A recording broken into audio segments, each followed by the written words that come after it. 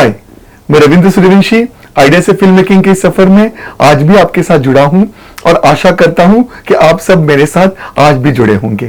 पहले दिन जो 5 मिनट पे लिखने की प्रैक्टिस बताई थी तो आप कर रहे होंगे और अच्छा खासा स्पीड और अच्छा खासा टाइम भी बढ़ गया होगा आपका।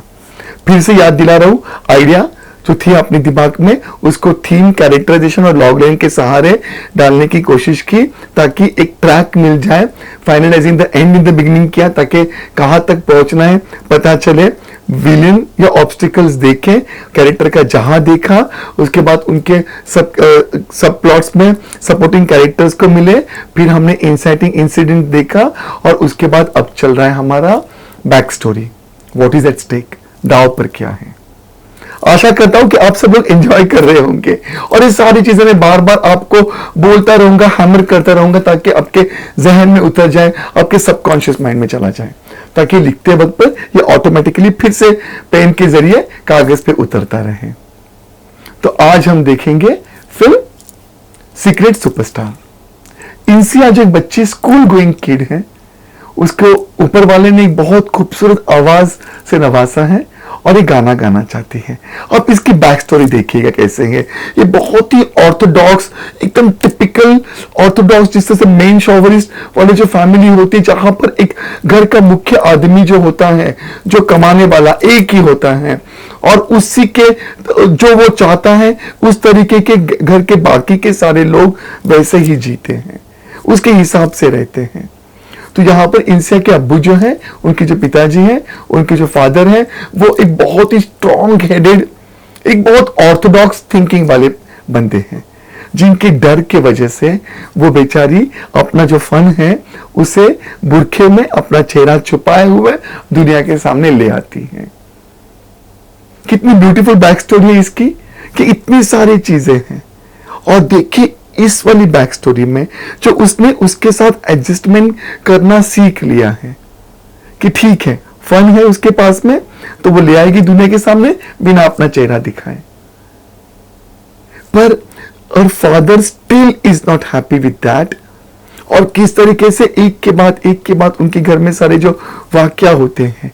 अब देखिए इस बैक स्टोरी कितनी स्ट्रांग है इस फिल्म की कि जो इसके साथ इसके जो और किरदार हैं, इसकी जो अम्मी है बहुत लविंग है, इसका जो छोटा भाई है, अब ये जो बच्ची है इस घर के माहौल से, उसके अपने अब्यूजिव फादर्स के से दूर जाना चाहती है, अपनी अम्मी को लेके, अपने छोटे भाई को छोड़ के।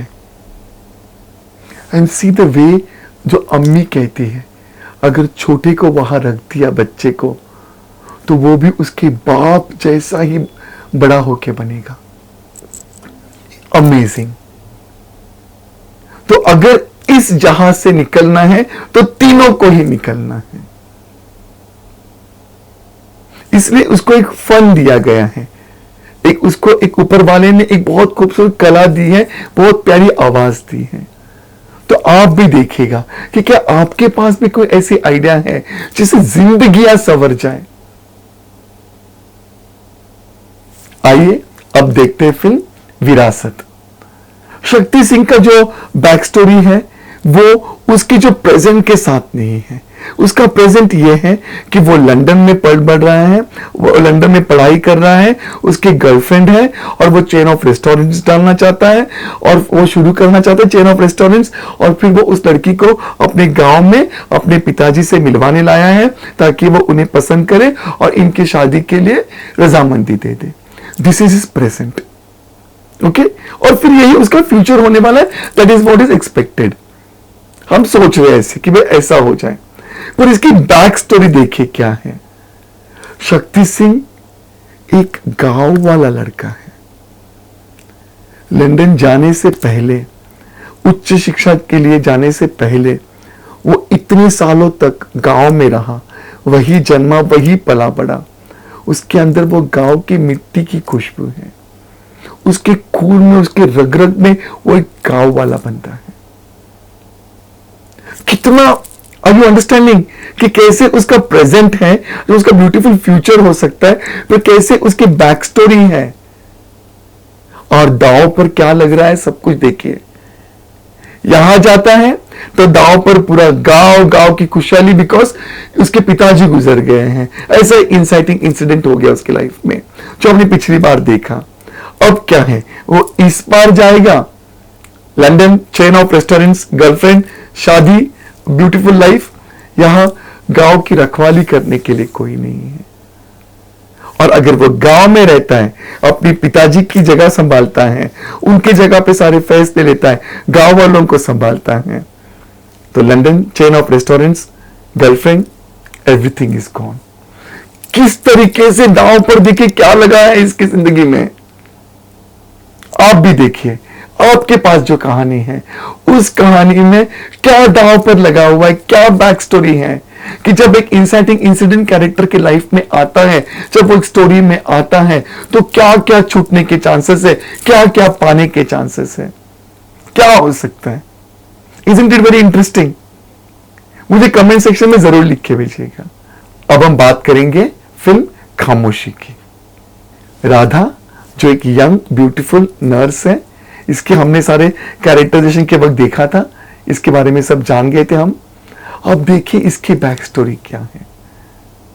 ये अभिनेत्री नहीं है, ये एक पेशेंट को ठीक करती है, उससे झूठ मूठ का प्यार जताती है, क्योंकि वो प्यार में धोखा खाया हुआ और उस वक्त तक ही उसकी स्मृति, उसकी मेमोरी काम करते हुआ, और फिर कैसे वो उसी गर्लफ्रेंड के नाम से या उसके जैसे बनके या एक गर्लफ्रेंड बनके उसको ट्रीट करने की कोशिश करती है, उसका ट्रीटमेंट में मदद करने की कोशिश करती है, और किस तरीके से ये खुद उस जो पेशेंट के साथ प्यार कर बैठती है।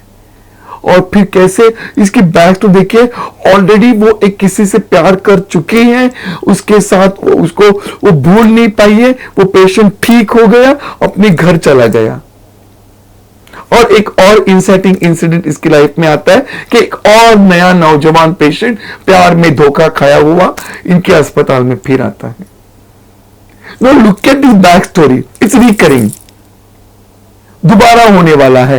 ये सारे जो सारी चीजों से जो वो ऑलरेडी गुजर चुकी थी और उसका अंजाम जानती है, उसका पेन जानती है, उसका दर्द उसको पता है, उससे उसे दोबारा गुजरना है। Isn't it very interesting?